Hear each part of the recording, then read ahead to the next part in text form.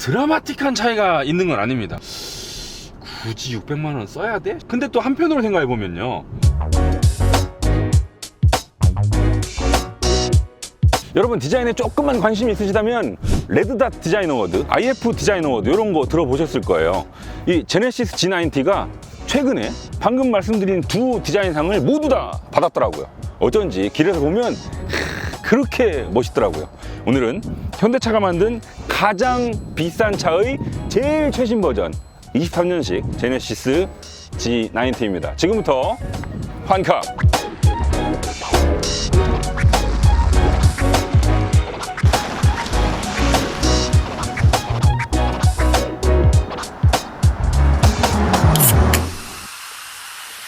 자, 주행 느낌. 일단 기존에 팔리던 G90랑 완전히 똑같습니다. 3.5L V6 트윈 터보 엔진에 8단 자동 변속기. 이 구성 완전히 똑같아요. 달라진 게 한 개도 없습니다. 다만 23년형이 되면서 달라진 가장 큰 차이점, 바로 일렉트릭 슈퍼차저죠. 원래는 롱휠 베이스 모델에서 고를 수 있었던 건데 이제는 23년형이 되면서 스탠다드 휠 베이스 모델에서도 넣을 수 있게 된 거예요. 일렉트릭 슈퍼차저가 뭐냐? 기본적으로는 우리가 그동안 알고 있던 터보차저 있죠? 똑같아요. 그 배기 압력을 통해서 터빈을 돌리고 그 터빈으로 압축된 공기를 실린더에 집어넣어 가지고 출력도 높이고 연비도 챙기는 그 터보 똑같이 들어가 있는데, 터빈을 전기 모터로 돌려주는 겁니다. 우리가 알고 있던 터보 장점이 많지만 치명적인 단점이 하나 있었죠. 바로 터보렉이죠. RPM이 낮아서 배기압이 충분하지 않을 때 터빈을 돌릴 수 없으니까 공기를 압축할 수 없고, 그 상태에서 운전자가 가속 페달을 밟으면 차가 잘 안 나가거든요. 터빈이 돌기 전까지 약간의 딜레이가 있어. 그게 바로 터보렉인데, 지금 이 일렉트릭 슈퍼차저는 모터로 터빈을 돌려버리니까 어느 RPM 영역대에서건 운전자가 원할 때마다 공기를 압축시킬 수 있는 거죠. 터보렉 없이. 여기에다가 전기 모터를 구동하기 위한 48V 하이브리드 시스템이 들어가 있고요. 트렁크 바닥 보시면 이 리튬이온 배터리를 보실 수 있거든요. 또 터보 때문에 압축된 공기는 엄청 뜨겁거든요. 그래서 산소 밀도가 낮아지죠. 원하는 출력이 잘 안 나와. 그 산소랑 산소 사이가 멀찍이 떨어져 있으니까 뜨거워진 공기는 엔진 출력을 높이는데 상당히 불리합니다. 이걸 식혀주기 위한 순행식 인터쿨러까지, 이런 게 맞물려 있는 시스템이거든요. 그동안 자동차 회사들이 이 터보렉을 줄이기 위해서 여러 가지 방법을 써왔었거든요. 이 상황에 따라서 터빈의 날개 각도를 바꿔주는 VGT도 있었고요. 작은 터보 먼저 터지고 큰 터보 나중에 터지게 하는 트윈 터보도 있었고요. 또 터보로 가는 배기 라인을 둘로 나눠서 배기가스의 간섭을 줄여주는 트윈 스크롤 터보도 있었죠. 근데 이 기술이라는 게 패션처럼 유행이 있습니다. 요즘 유행하는 거 뭐죠? 전동화잖아요. 이런 터보렉을 줄이기 위한 23년의 해결책, 바로 일렉트릭 슈퍼차저인 거죠. 그냥 전기 모터로 터빈 돌려버리면 다 끝나거든. 근데 여기서 재밌는 게요, 기본 원리는 비슷한데 브랜드마다 이름도 다르고 이 세부적인 작동 방식도 살짝씩 차이를 보입니다. 예를 들면 마세라티 기블리 하이브리드에 들어가 있던 이 부스터나 혹은 아우디가 썼던 EPC, 일렉트릭 파워드 컴프레서, 뭐 요런 건 터보 전에 전기 모터로 터빈을 돌려가지고 공기를 압축시켜서 이 압축된 공기를 터보로 보내요. 이런 방식이 있었고, 또 메르세데스 AMG의 E 퍼포먼스 혹은 지금 이 G90의 일렉트릭 슈퍼차저, 요런 건 그냥 터빈에다가 바로 전기 모터를 맞물려 버린 거죠. 그냥 그 모터로 터빈 날개를 그냥 돌려버리는 거야. 이런 식으로 공기를 어디서 압축시키는지, 뭘 돌리는지가 조금씩 다릅니다. 그렇다면 이 일렉트릭 슈퍼차저가 달리지 않은 모델과 달린 모델, 수치상으로 어떻게 차이를 보이느냐? 달리지 않은 모델은요, 380마력에 54kgm입니다. 그리고 일렉트릭 슈퍼차저가 들어가 있는 모델은 415마력에 56kgm죠. 출력은 35마력, 최대 토크는 2kgm가 높아졌어요. 연비도 조금 좋아졌고요. 이 일렉트릭 슈퍼차저가 들어가 있지 않은 차보다 얘가 최고 출력, 최대 토크가 높은 건 이 같은 트윈 터보인데도 터보의 용량을 키울 수 있었기 때문이거든요. 최고 출력을 높이기 위해서 터보 용량을 키우잖아요. 그러면 날개가 커진 만큼 터보 렉도 같이 커져요. 근데 얘는 전기 모터로 그냥 아무 때나 돌릴 수 있으니까 터보 용량을 키울 수 있었고, 덕분에 최고 출력, 최대 토크도 같이 올라간 거죠. 자, 수치상으로는 그런데, 그렇다면 실제로 달릴 때는 어떤 차이를 보이느냐? 지금 속도가 시속 70이고요 RPM 한 1200 정도 되네요. 이렇게 아주 살살 달리고 있다가 가속 페달을 꾹 밟으면, 방금 나도 모르는 사이에, 내가 말하는 사이에 그 찰나의 순간에 전기 모터가 돌고 터빈을 돌려서 공기를 압축시키고 RPM이 쑥 올라가고 차를 밀어내고, 요게 지금 찰나의 순간에 이루어진 작동들이거든요. 그러다가 이렇게 RPM을 띄우고 속도가 빨라졌어, 엔진이 활발하게 일해. 이럴 때는 굳이 전기 모터가 안 도와줘도 어차피 배기압으로 터빈을 충분히 돌릴 수 있기 때문에 이 일렉트릭 슈퍼차저는 뒤로 쑥 빠집니다. 자, 그래서 이 전반적인 상황에서 주행 느낌이 어떻냐면요, 솔직히 드라마틱한 차이가 있진 않습니다. 일렉트릭 슈퍼차저가 없는 G90라고 해서 뭐 힘이 부족하지도 않고요. 또 300마력 후반대와 400마력 초반대, 100마력 중반이라면 똑같이 35마력 차이라고 해도 그 차이가 전달될 수 있거든요, 운전자한테. 근데 300마력 후반 정도면 그 차이가 체감하기에 점점 어려워집니다. 큰 차이는 없어요. 아마 말 안 해주면 잘 모를 수도, 아니야, 알 수는 있겠다. 같은 RPM이더라도 토크가 조금씩 높기 때문에 얘가 심적으로 좀 더 여유를 주죠. 이런 여유는 운전자뿐만 아니고 이 모든 승객들이 간접적으로나마 받을 수 있거든요. 이런 여유를 연출하기 위해서 그동안은 자동차 회사들이 어떻게 했느냐, 예전 롤스로이스 팬텀을 보시더라도요 6.75L V12 자연흡기 엔진 넣었었고요. 또 제네시스 G90도 그래요. 옛날 거 G90는요 5L V8 자연흡기 썼었거든요. 타우 엔진. 그 타우 엔진이랑 지금 현재 이 엔진이랑 비교해보면 최고 출력, 최대 토크 거의 비슷합니다. 조금밖에 차이 안 나요. 그러니까 예전에는 실린더 늘리고 배기량 확 키우고 그런 식으로 여유를 찾았다면, 이제는 이런 일렉트릭 슈퍼차저 같은 전동화 덕분에 엔진을 확 다운사이징 시키고도 여유있게 달릴 수 있는 거죠. 수치적으로도 심적으로도. 이 일렉트릭 슈퍼차저가요 사실 원리는 되게 간단하거든요. 터보인데 터빈을 모터로 돌리는 것 뿐이에요. 근데 또 가만히 보면 이걸 실제로 만들자니 되게 힘들 것 같기도 합니다. 왜냐면 터빈이 작동되는 상황을 보세요. 그 엄청난 온도, 회전수, 그런 터빈 바로 옆에 모터가 붙어 있어야 돼. 그 뜨거운 온도를 견뎌야 되고, 가속 페달을 밟았을 때 빠른 회전수를 모터가 바로바로 동기화 시켜야 되고, 만들기 쉬울 것 같진 않아요. 어제 가격표를 보니까요, 이 일렉트릭 슈퍼차저를 선택하면 600만 원을 추가해야 되더군요. 600만 원 절대 적은 돈 아니죠. 그리고 이 일렉트릭 슈퍼차저를 넣었을 때 높아지는 출력이랑 토크, 뭐 연비 이런 걸 감안해 보면 굳이 600만 원 써야 돼? 싶은 생각도 드는 게 사실입니다. 근데 또 한편으로 생각해 보면요, 이 기술이 뭐 해외 브랜드는, 독일 브랜드들은 쓴지 몇 년 한참 더 지나긴 했습니다만, 그래도 현대자동차 그룹 안에서는 이제 막 쓰기 시작한 좀 상징적인 기술이거든요. 따끈따끈한 기술이고, 또 이런 G90 같은 플래그십 모델에만 제한적으로 넣는 기술이고, 뭐 좀 상징성이 있다는 뜻이죠. 게다가 원래 공산품이라는 게요, 어느 정도 수준 다음부터는 이만큼 좋아지는 걸 위해서 돈은 이만큼 써야 되는 게 인지상정입니다. 조금 더 출력 올라가는데 훨씬 더 많은 돈을 지불해야 되는 거죠.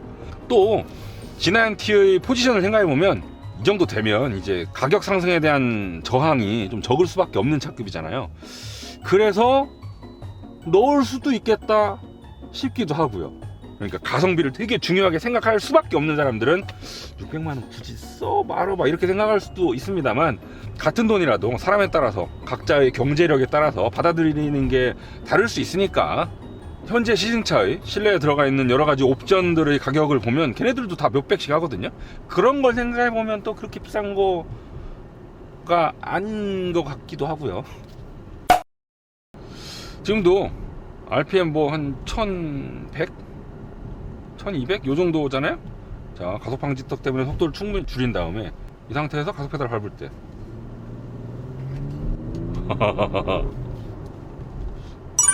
부드럽다. 이게 되게 웃긴 게 이 이렉트릭 슈퍼차저를 넣은 건 빠른 반응 때문에 넣은 거거든요. 터보렉을 없앴고 또 낮은 RPM 영역대에서 운전자가 툭 밟으면 차도 툭 나가게끔 원하는 만큼 엔진 출력을 언제든지 뽑아 먹겠다 이런 의도로 만든 게 바로 일렉트릭 슈퍼차저인데, 재밌는 건 이 G90T라는 차 자체가 워낙 쇼퍼 드리븐 성격이 강하고 이 달려나가는 것도 정말 부드럽게 해놨기 때문에 정작 빠른 반응을 운전자가 막 이렇게 팍팍 느낄 수가 없어요. 심지어 주행 모드를 스포츠로 해놓고요, 킥다운을 하잖아요. 꼭! 아니, 차는 잘 나가요. 시원시원하게 쭉 나가는데 저속에서 고속에 이르는 그 과정이 되게 부드럽게 완만하게 쭉 나가기 때문에 진짜 막 그 순간적인 반응을 이런 걸 체감하기에는 차의 성격이랑 잘 안 맞는다. 요 G90T가 제공하는 주행 모드의 꽃은 어떻게 보면 쇼퍼 모드라고 볼 수 있겠죠. 주행 모드 버튼을 오래 누르시면 쇼퍼 모드로 넘어갑니다. 이렇게 하면 차가 반응이 완전 달라져요. 브레이크도 부드럽게 들죠. 승객들이 언제 차가 섰는지 모를 정도로 부드럽게 들어오고, 가속도 부드럽게, 아까 제가 똑같이 밟았을 때보다 차가 더 부드럽게 가속되죠. 그리고 뒷자리 승차감도 아마 다를 거예요. A few moments later. 아이고 좋다. 우리 맨날 시승기 이렇게 찍자.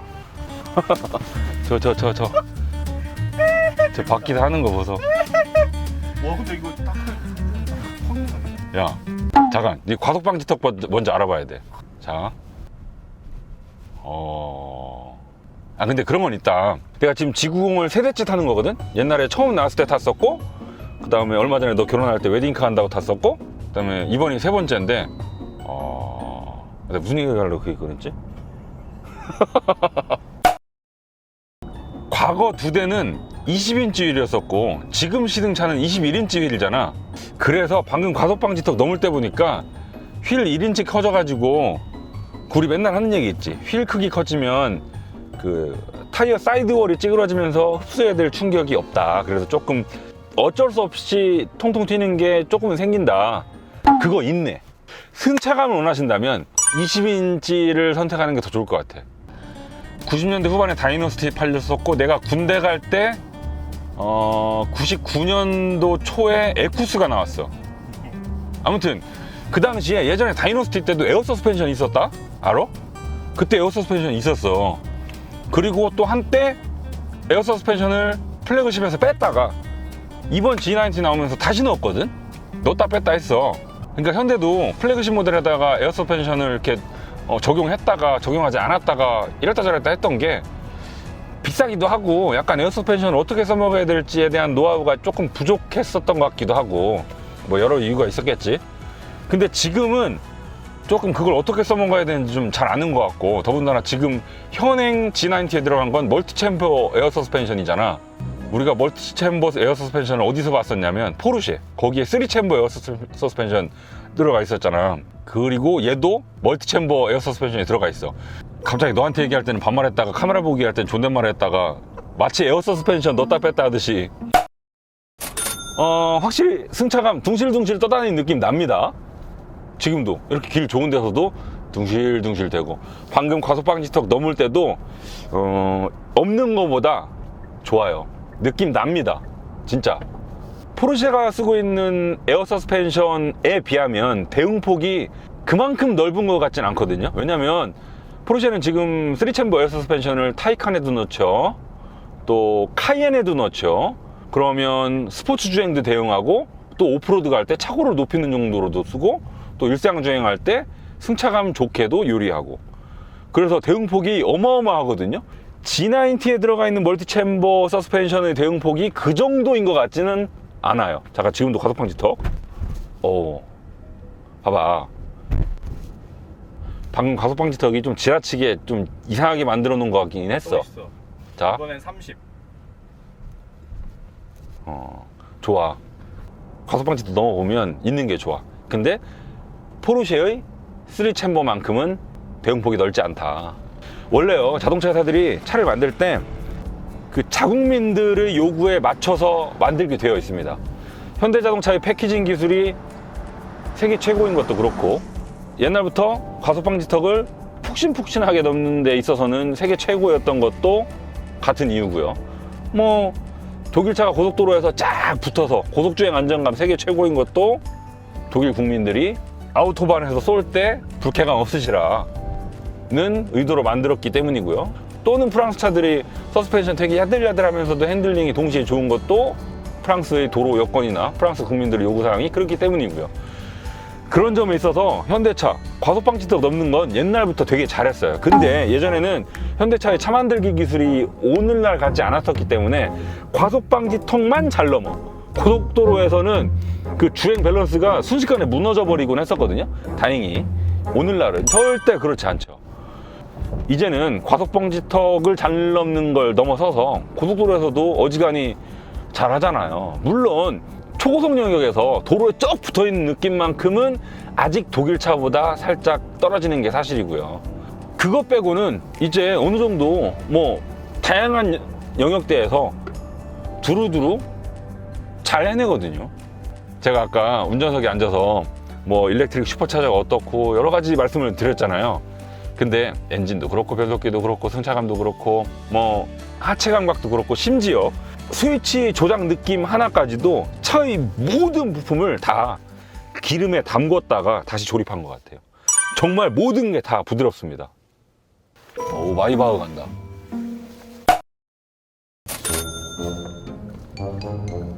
지금 스포츠 모드지? 네. 아, 방금처럼 좌회전하니까 조금 느껴진다. 기울어짐이 줄었어. 롤링이. 쇼퍼 모드로 해봐. 아, 다르다. 완전 다르다. 그죠? 전에 나 10년간 정도 타고. 다시 스포츠 모드 해봐. 다르네. 이 레인 체인지 할 때 확실히 빠릿빠릿하다. 기울음 그 롤링이 적어.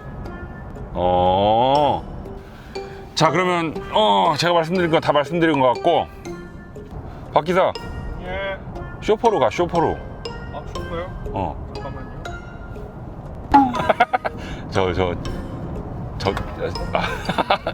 너 해고. 아우, 재밌네. 지구본도. 야, 누가 너 지금 재밌으라고 운전시켰어? 아, 쇼퍼로 바꿨습니다.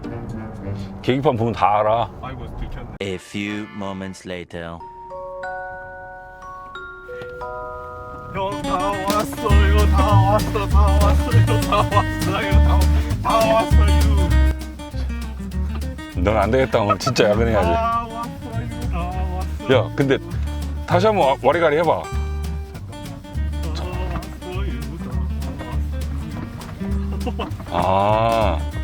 아니 내가 이거 운전하면서 느꼈었는데 후륜 조향이 지금 뒷바퀴가 움직이고 있구나. 이게 딱 전해지는 특정 구간이 있다. 엉덩이가 쓱쓱 움직여. 벤츠 S클래스에도 후륜 조향이 들어가 있잖아. 심지어 걔는 후륜 조향 각도도 더 크거든, 얘보다. 근데 내 기억에 걔는 후륜의 조향이 들어갈 때 느낌이 얘보다 자연스러웠던 것 같아. 스티어링 조향 각도나 속도에 따라서 뒷바퀴에 조향이 들어가는 싱크 이런 걸 조금 개선할 필요가 있지 않을까 싶은 생각도 드네. 자, 실내 디자인 기존 모델이랑 달라진 게 없습니다. 연식 변경이니까 당연하죠. 다만 저희 시승차에는 이런저런 옵션들이 지금 많이 들어가 있는 상태거든요. 여기 도어 트림이랑 대시보드 중앙에 들어가 있는 이 폴지드 카본, 원래 우리가 알고 있는 카본이라고 하면 그 카본 섬유로 되어 있는 그 모기장 같은 걸 채곡채곡 깔고 거기에다 수지를 부어서 오븐에다 굽죠. 그러면 우리가 알고 있는 그 카본 패턴 무늬가 나오기 마련인데, 지금 이런 폴지드 카본은요, 그 카본 가루를 수지에다 넣고 구워서 만든 거예요. 그래서 지금 이런 불규칙적인 패턴이 나오죠. 엄청 멋있습니다. 얼핏 보면 좀 대리석 같기도 하고요. 되게 고급스럽습니다. 확실히 플래그십이잖아요. 기암이라서 뭐 대시보드의 메뉴도 정말 많죠. 몇 개야 지금 메뉴가? 정말 많아요. 그래도 G90 정도면 나이대가 좀 있는 분들이 구입하실 거기 때문에 이런 첨단 기능을 활용하는데 약간 애를 먹을 수도 있죠. 그런 분들은 여기 3D 들어가셔가지고 원하는 기능 이 눈으로 보면서 그림으로 찾아서 쓸 수도 있습니다. 내부 보기로 들어가면 뭐가 있나? 오. 자, HUD를 조절하고 싶으면 여기 HUD로 가면 되고, 차량 설정, 공조, 시트 이렇게 그림으로 선택할 수 있게 해놨고, 뭐 어라운드 뷰 기능이야, 화질 짱이고요. 도어로 가시잖아요. 이렇게 운전석 도어뿐만 아니고 뒷자리까지도 닫을 수 있습니다. 여기 반자율 주행 기능도 계기판 모드를 바꾸시면 확인할 수 있고요. 증강현실 내비게이션도 들어가 있고요. 현대자동차 그룹이 가지고 있는 자동차에 넣을 수 있는 모든 첨단 편의 장비는 다 들어가 있다고 보시면 됩니다. 여기도 터치긴 한데 이렇게 딱 누를 때 햅틱 반응이 오죠. 이런 것도 좋고, 그리고 지금 풍량을 제가 3으로 놨다가 신호 대기할 때 시동이 꺼지면 시동이 꺼짐과 동시에 바람 양이 좀 줄어들거든요. 그때도 3, 2, 1 이런 식으로 표시를 해주더라고요. 야, 그런 것까지 표시를 해주나? 전반적으로 보면 이런 게 있어요. 벤츠 S클래스나 BMW 7 시리즈의 경우에는 좋죠. 뭐 독일 프리미엄 브랜드 플래그십 세단들인데 뭐 오죽 좋겠어요? 걔네들은 뭔가 기능을 쓰려면 좀 내가 어떤 기능을 쓰고 싶을 때 어디 있는지 잘 모르겠어. 좀 공부를 하고 차를 타야 될 것만 같은 그런 기분이 들죠. 반면 G90는 몰라요. 제가 한국 사람이어서 그런지 모르겠습니다만 그 똑같은 기능이어도 되게 쓰기 편하게 되어 있습니다. 버튼들도 큼직큼직하고 바꾸고 나와 있고, 또 이 기능 여기쯤 있겠지 싶으면 그 자리에 딱 있고, 어떻게 보면 한국인 친화적 대한민국 아저씨들이 참 쓰기 편하게 만들어 놨다는 점이 독일 프리미엄 브랜드의 기안 모델들 대비 이점이 아닌가 싶군요. 이 G90의 꽃이라면 뭐니뭐니 해도 후석이겠죠. 2열입니다. 아늑하네. 진짜 좋다. 일단 시트를 먼저 볼게요. 4인승 시트 옵션이 들어가 있습니다. 뒷자리가 보시는 것처럼 독립식으로 바뀌죠. 그래서 다른 차들처럼 얘를 세워가지고 넣으실 수가 없습니다. 요거 고정이고요. 재밌는 게 뭐냐면 여기 보시면 모드가 있습니다. 요건 영상 감상할 때 AV 모드, 이건 독서 모드겠죠 아마? 그 다음에 이건 다시 원위치 시키는 모드. 독서 모드를 켜시잖아요. 그러면 이걸 누르면 여기 천장 조명까지 같이 들어오거든요. 그리고 AV 모드를 놓으시면 조명이 꺼지면서 내 앞에 있는 모니터를 감상하기 딱 좋은 위치로 바뀌죠. 시트가 위로 올라가잖아요. 내 눈높이에 맞춰주는 거야 지금. 또 그 다음 조명으로 가잖아요. 여기도 신기한 게 있더라고요. 요거 누르시면 요게 켜집니다. 요 조명이. 근데 끝난 게 아니에요. 심지어 색온도까지도 바꿀 수 있습니다. 지금은 파란색 조명이 들어와 있는데 이걸 따뜻함으로 바꾸잖아요. 그러면 빛이 노래져요. 지금 카메라에 담기나? 요걸 통해서 실내 조명의 색 온도까지도 바꿀 수 있습니다. 나 이런 기능 있는지는 미처 몰랐었거든요. 다 되네, 다 돼, 진짜.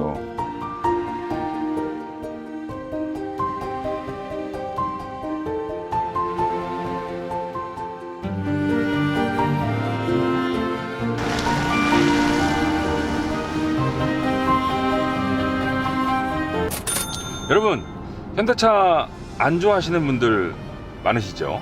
뭐 그럴 수 있습니다. 얄미운 짓들 종종 하니까요. 근데 사실 이윤 추구를 최우선 목표로 삼는 회사인 이상 여러분들 좋아하시는 뭐 벤츠, BMW, 포르쉐 솔직히 별 차이 없습니다. 그들도 얄미운 짓들 하거든요. 그리고 회사 이미지를 제껴놓고 차만 놓고 보잖아요. 현대차 요즘 진짜 잘 만들어요. 경쟁 브랜드 세계 시장 어디에 내놔도 꿀리지 않을 만큼 세계적인 수준으로 잘 찍어내고 있습니다. 오늘 저희가 만난 제네시스 G90, 23년도에 현대자동차가 차를 얼마나 고급스럽게 만들 수 있는지를 잘 보여주고 있거든요. 아주 만족스러웠어요. 다른 프리미엄 브랜드랑 비교를 하면 이 네임밸류가 조금 부족해서 그렇지 G90 차 자체는 상품성 꽤 훌륭하거든요. 저는요 G90 참 자랑스럽습니다. 솔직히 그래요. 제가 이렇게 칭찬하면 너 뭐 돈 받았냐 현빠냐 이렇게 또 악플이 달릴 것 같긴 한데 솔직히 G90 자랑스러운 차입니다. 악플은 더럽지만 할 말은 하는 지금까지 황카